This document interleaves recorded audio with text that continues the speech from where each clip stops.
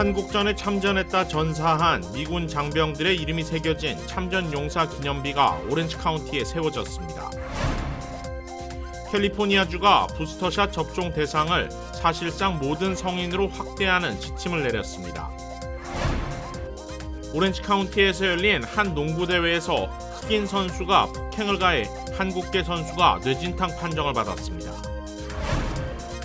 마이크 본인 LA 11지구 시의원을 상대로 한 소환 선거 가능성이 높아지고 있습니다.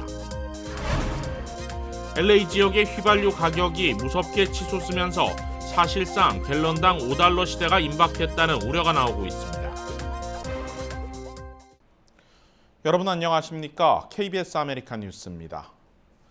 베테랑스 데이였던 어제 한국전 참전 용사들의 숭고한 희생을 기리는 특별한 기념비가 오렌지 카운티 풀러튼에 세워졌습니다.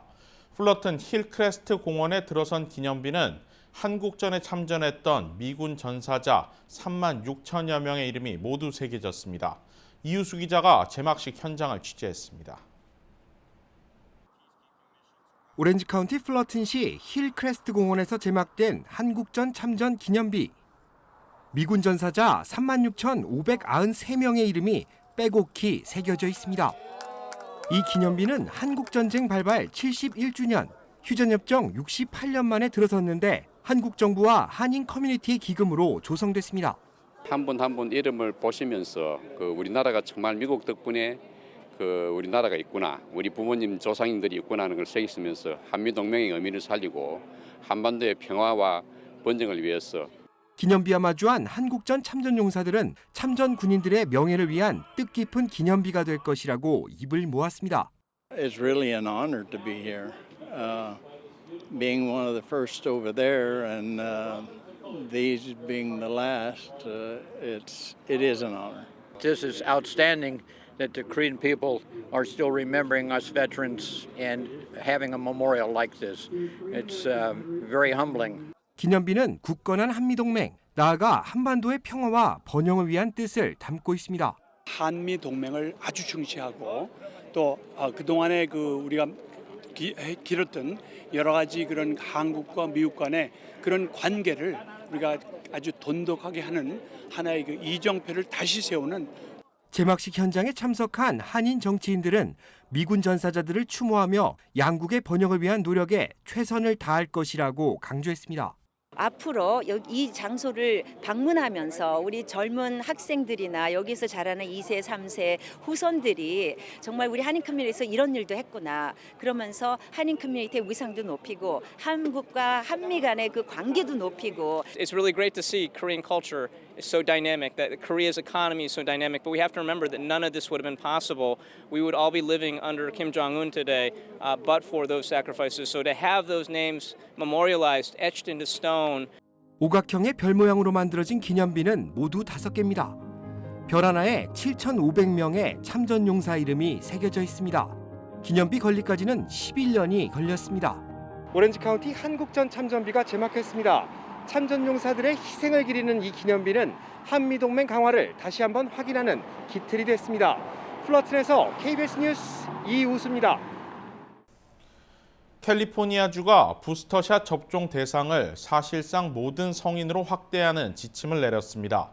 주 내 모든 접종소와 기관들에게 부스터샷 접종을 희망하는 사람들을 돌려보내지 말고 접종시킬 것을 당부했습니다. 캘리포니아주 보건장관인 마크 갈리 박사는 어제 부스터샷 접종을 위해 접종 장소를 찾은 성인들을 그냥 돌려보내서는 안 된다는 지침을 내렸습니다. 마크 갈리 박사는 본격적인 겨울 코로나19 재확산이 우려되는 시점인 만큼 부스터샷 접종 기준에서 벗어난다 해도 일단은 접종이 가능하도록 권고했습니다.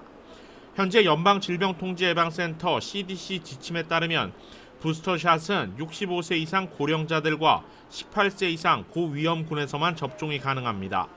존슨앤존슨의 얀센 백신 접종자의 경우 접종 이후 2개월이 지났고 18살 이상이면 부스터샷 접종이 가능합니다.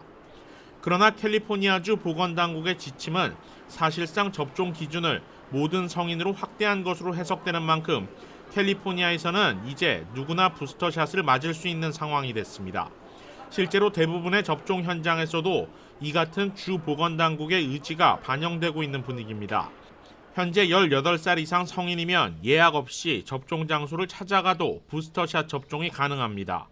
또 기존 1, 2차 mRNA 백신 접종자들은 기존 접종 백신에 상관없이 교차 접종도 허용되고 있습니다. 다만 아직 이 같은 캘리포니아의 지침은 연방 보건 규정에 반영되지는 않고 있습니다. 앞서 이번 주 제약사 화이자는 식품의약국 FDA에 부스터샷 접종 대상을 18세 이상 모든 성인들로 확대해 줄 것을 신청했는데 늦어도 대이동이 예상되는 추수감사절 연휴 이전까지는 관련 승인이 나올 것으로 예상되고 있습니다. 오렌지 카운티에서 열린 여자 청소년 농구대회에서 흑인 선수가 폭행을 가해 한국계 선수가 뇌진탕 판정을 받았습니다. 샌프란시스코에서는 금문교 입구에서 백신 반대 시위가 열리는 도중 차량 추돌 사고가 일어나 5명이 다쳤습니다. 이 밖에 미국 내 사건 사고 소식 박시문 기자가 정리했습니다. 오렌지 카운티에서 열린 청소년 여자 농구 대회입니다. 검은색 유니폼을 입은 선수가 3점 슛을 던지고 옆에 있던 선수와 함께 넘어집니다. 이윽고 있는 힘을 다해 상대팀 선수를 가격합니다. 폭행을 당한 선수는 한국인 아버지와 중국인 어머니 사이에서 태어난 앨리스 함양입니다. 함양은 현재 뇌진탕 치료를 받고 있습니다. 당시 현장에 있던 심판이 가해 선수의 어머니가 폭행을 지시했다고 뒤늦게 폭로하면서 논란은 더욱 커지고 있습니다. 피해자의 어머니 역시 가해자의 어머니가 폭행을 지시한 소리를 들었다고 주장하고 있습니다. 가해자의 아버지는 NBA 출신으로 시카고 불스에 잠시 몸담았으며 한국 프로농구 KBL에서도 뛴 바 있는 코리 벤저민입니다. 딸에 대한 비난이 빗발치자 코리 벤저민은 아버지로서 딸의 행동에 충격을 받았고 실망스럽다며 사과의 뜻을 밝혔습니다. 현재 경찰 조사가 진행 중이며 아버지의 사과에도 논란은 쉽게 수그러지지 않을 것으로 보입니다. 샌프란시스코 금문교 입구에서 열린 코로나 백신 접종 반대 시위 현장에서 차량 연쇄 추돌 사고가 발생해 5명이 부상을 입었습니다. 어젯밤 열린 시위 현장에서 경찰 측은 시위대의 도로 점거를 막기 위해 바리케이트를 쳤으나 SUV 차량 한 대가 이를 들이받으며 연쇄 추돌로 이어졌습니다. 5명의 부상자 중 3명은 병원에 실려갔으며 생명에는 지장이 없다고 알려졌습니다. 경찰은 아직까지 정확한 사고 원인을 조사 중에 있으며 당시 금문교 일대는 극심한 교통체증이 빚어졌습니다. 지난달 블루 오리진의 로켓으로 우주 여행을 했던 기업가가 한 달 만에 비행기 사고로 숨졌습니다. AP통신은 오늘 의료 관련 업체 메디데이터 솔루션의 창업자인 글렌 드브리스가 타고 있던 소형 세스나 비행기가 뉴저지 북부에 추락했다고 보도했습니다. 지역 경찰은 추락 비행기에 드브리스 외에 비행기 조종 교관도 함께 탑승해 있었으며 2사람 모두 사망했다고 밝혔습니다. 드브리스는 비행 조종 자격을 보유하고 있지만 추락한 비행기를 직접 조종했는지의 여부는 아직 확인되지 않고 있습니다. 드브리스는 지난달 13일 블루 오리진이 텍사스에서 발사한 뉴 셰퍼드 로켓 우주선을 타고 우주 여행을 한 뒤 돌아온 인물입니다. 뉴욕에서는 교통 위반으로 정지 명령을 받은 운전자가 경찰의 총기를 겨누다 오히려 총격을 받았습니다. 뉴욕 경찰은 어제 오후 뉴욕의 한 고속도로 부근에서 교통 위반 차량을 발견하고 정지를 명령했습니다. 하지만 차량 운전자는 이를 듣지 않고 속도를 올리다 결국 차량을 세웠고 총기를 휴대한 채 차에서 내렸습니다. The officers exited their vehicle and gave numerous verbal commands for the male to drop the gun. The subject continued to advance towards the officers, at which time the officers fired multiple rounds. 총격을 입은 남성은 곧바로 병원으로 옮겨졌으나 결국 사망 판정을 받았습니다. KBS 뉴스 박시몬입니다. LA시 의원을 상대로 한 소환 선거 가능성이 높아지고 있습니다. LA타임스는 11지구 마이크 본인 시의원을 상대로 한 리콜 소환 캠페인이 서명 숫자를 충족시킨 것으로 보인다고 보도했습니다. LA시 선거법상 11지구 소환 선거는 유권자 2만 7천 명 이상이 찬성하는 서명을 해야 가능한데 소환을 추진하는 캠페인 측에서는 이미 3만 9천 명의 서명을 확보한 것으로 전해졌습니다. 시 당국의 확인을 거쳐 일부 무효 서명이 나온다 하더라도 소환 선거에 필요한 서명 수는 충분히 충족할 것이라는 전망이 나옵니다. 마이크 보닌 시의원의 소환이 추진되는 가장 큰 이유로는 갈수록 심각해지고 있는 노숙자 문제가 원인으로 꼽힙니다. 실제 본인 시의원은 사지구 니디아 라먼 시의원과 함께 친노숙자 정책으로 일관하는 대표적인 시의원인데 본인 시의원이 관할하는 베니스 비치 등의 노숙자촌이 심각한 지역사회 문제로 떠오르는 등 주민들의 불만을 사고 있다는 것입니다. 마이크 보닌 시의원이 관할하고 있는 11지구는 LA 국제공항부터 퍼시픽 팰리세이즈, 베니스 비치 등을 포함하는 웨스트 LA 지역을 포함하고 있습니다.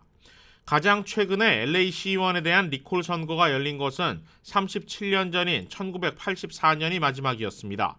실제로 소환이 이뤄진 것은 1946년이 마지막인데 만약 본인 시의원이 선거에서 패할 경우 75년 만에 임기 중 퇴출되는 시의원이 됩니다. LA 지역의 휘발유 가격이 무섭게 치솟으면서 사실상 갤런당 $5 시대가 임박했다는 우려가 나오고 있습니다. 전미 자동차협회 AAA는 어제 LA 지역 휘발유 가격이 $4 62.4센트를 기록해 전날보다 2.6센트가 올랐다고 밝혔습니다. 하루 만에 2.6센트가 오른 것은 지난 2월 이후 9개월 만으로 하루 상승폭으로는 최대치입니다. 또 일주일 전보다는 3.4센트, 한 달 전보다는 18.3센트가 올랐습니다. 휘발유 가격은 지난 2012년 10월 16일 이후 9년 만에 최고가를 기록하고 있습니다. 1년 전과 비교하면 무려 $1 46.8센트가 오른 것으로 특히 라브레아와 멜로우즈 등 웨스트 LA 지역은 상당수의 주유소 가격이 갤런당 $5를 넘어선 상태입니다. 이에 따라 전미 자동차협회와 유가정보서비스국 등은 LA가 사실상 갤런당 $5 시대에 들어갔다고 보고 있습니다. 여기에 더해 미 전역의 물가 상승이 계속 이어지고 있는 데다 LA와 롱비치항 등의 선박 병목 현상에 따른 공급망 붕괴 등으로 휘발유 가격은 당분간 떨어지지 않고 계속 강세를 이어갈 것으로 전망됩니다. 아시아나 항공이 미주 취항 30주년을 맞아 30년 전 LA행 첫 취항편에 탑승객을 찾습니다. 아시아나 항공은 지난 1991년 11월 15일 첫 미주 항공편 OG202편으로 김포공항을 출발해 LA에 도착했습니다. 지난 30년간 아시아나에 탑승한 미주 노선 누적 승객은 3,050만 명에 달하고 화물 운송은 지금까지 4만 2천 회 이상 운항했습니다. 오는 11월 15일을 기해 미주 취항 30주년을 맞는 아시아나 항공은 취항 이래 지난 30년간의 발자취를 기념하기 위한 다양한 이벤트를 진행한다는 계획입니다.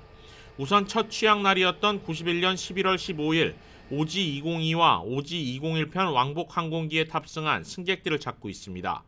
해당 항공편에 탑승했던 승객들은 아시아나 항공 홈페이지를 통해 응모하면 감사패, 기념 선물과 함께 추첨을 통해 미주 노선 비즈니스 왕복 항공권에 당첨될 기회를 받게 됩니다.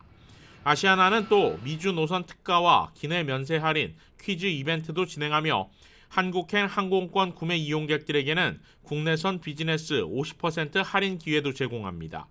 자세한 행사 내용은 아시아나 항공 미주 공식 홈페이지에서 확인 가능합니다.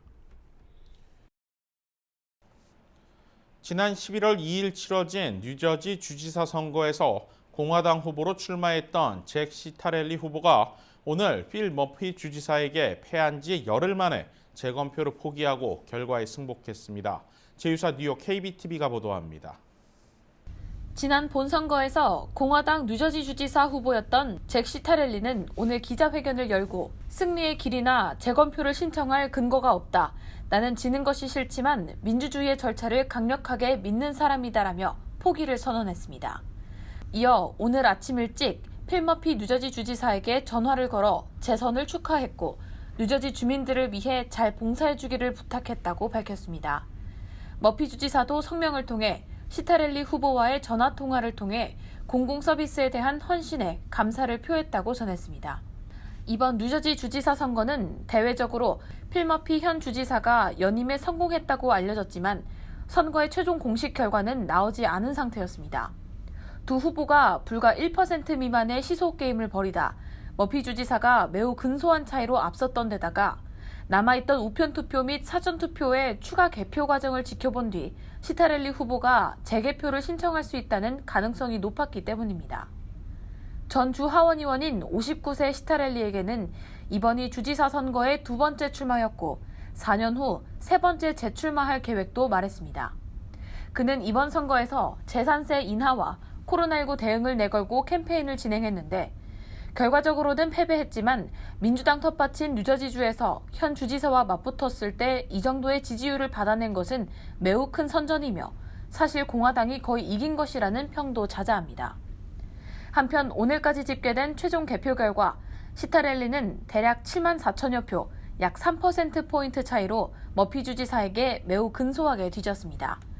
이로써 본선거 투표가 마감된 지 10일 만에 최종 당선인은 64세의 필 머피 현 뉴저지 주지사의 연임으로 확정됐습니다. 필 머피 주지사는 당적으로는 뉴저지에서 44년 만에 연임에 성공한 주지사입니다. KBTV 뉴스 김은지입니다. KBS 아메리카는 시청자 여러분의 제보를 받습니다. 뉴스 마칩니다. 고맙습니다.